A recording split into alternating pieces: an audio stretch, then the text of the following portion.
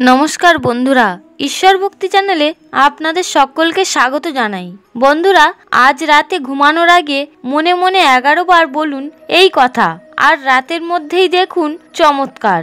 সকালের অপেক্ষাও করতে হবে না।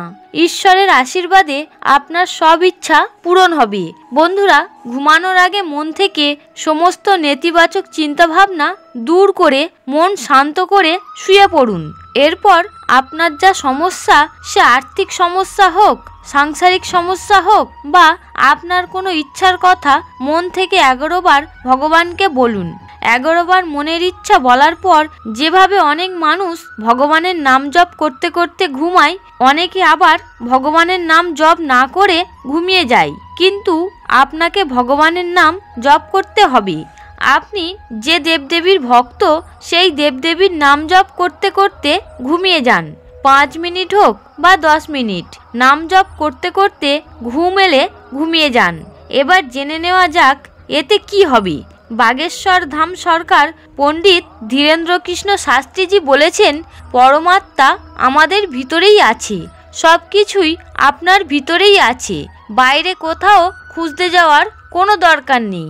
তাই প্রথমে যখন আপনার ইচ্ছার কথা ভগবানকে বলবেন, তারপর যখন ইষ্ট দেবতার নাম জপ করবেন, তখন আপনার অন্তরের আত্মা আপনার মনের ইচ্ছা পরমাত্মার কাছে পর্যন্ত পৌঁছে দেবে।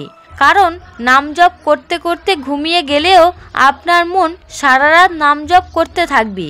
পরমাত্মা তো সারা রাত জেগেই থাকেন, তাই রাতের মধ্যেই আপনার মনের ইচ্ছা পূরণ করে দেবেন।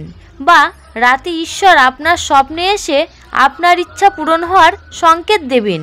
স্বপ্ন যদি নাও আসে, সকালে কোনো মানুষের মাধ্যমে সুখবর পাবেন।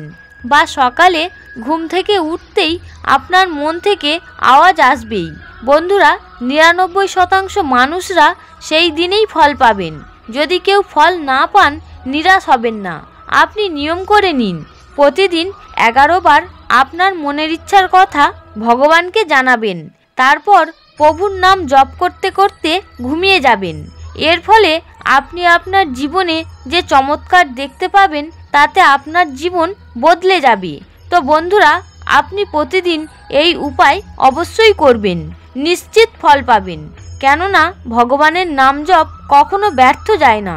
বাকিটা আপনার উপর নির্ভর করছে। ঈশ্বরের কাছে প্রার্থনা করি আপনার সকল ইচ্ছা পূরণ হোক।